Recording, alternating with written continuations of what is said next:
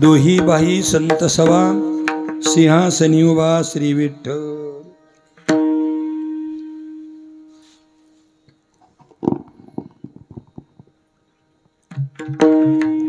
शांती ब्रह्म एकनाथ महाराजांच्या पालखी मार्गावर भगवान भामेश्वराच्या या पाटोदा नगरीमध्ये संत एकनाथ महाराजांच्या पालखी सोहळ्याच्या रस्त्यावर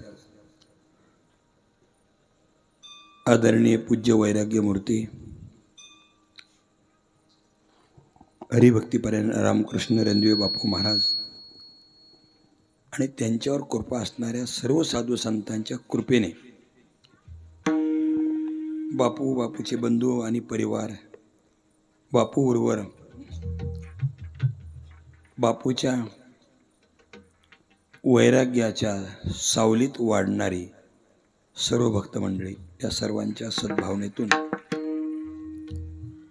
विठ्ठलगड बरोबर आहे, विठ्ठलगडाची स्थापना होऊन हे कार्य चालू झालेलं आहे. एक वैशिष्ट्य असं वाटतं मला की अनेक ठिकाणी विठ्ठलाची मंदिर आहेत, पण जगद्गुरु तुकाराम महाराजांचे एक प्रमाण आहे. विठ्ठलाची मंदिर असून तिथे संत नाहीत, पण तुकाराम महाराजांचे प्रमाण आहे दोही बाही संत सभा सिंहासनी उभा श्री विठ्ठल. देव असा आहे महाराज की देवाच्या दोन्ही बाजूने संतांची सभा आहे. असं मंदिर तुम्हाला कुठंच पाहायला मिळणार नाही, ते पाटोद्यात पाहायला मिळतं. बापूंची कल्पना अशी महाराज की पांडुरंग एकटा नाही, विठू माझा लेकरवाळा संगे भक्तांचा मेळा हे प्रमाणात आहे, पण मंदिरात नाही. ते मंदिर आहे फक्त पाटोद्याला आणि ते केले फक्त बापूनीच.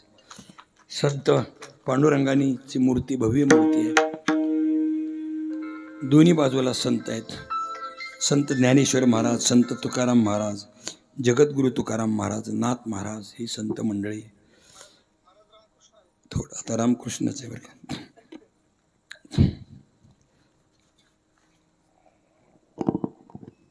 संत भगवान बाबा, संत वामन भाऊ महाराज,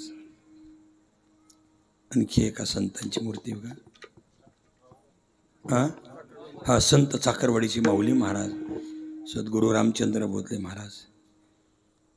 आता येतानी बघितलं पण त्याच्यात बापूला एक कमी वाटलं. सगळं आहे पण गणपती पाहिजे. ऐका ऐका ऐका ऐका ऐका ऐका थोडं दमदारा, थोडं दमदारा. चहा उकळायच्या दूध टाकायचे नसते, जरा रंग येत नाही त्या चहाला, थोडी उकळी फुटू द्या ना. एरवी आलो तर ते नव्हतं, पण आत्ता आल्यानंतर मला दर्शन घेताना ते जाणवलं. कारण ज्ञानोबरांनी ज्ञानेश्वरी लिहिली, पण अगोदर गणपतीला नमस्कार केला.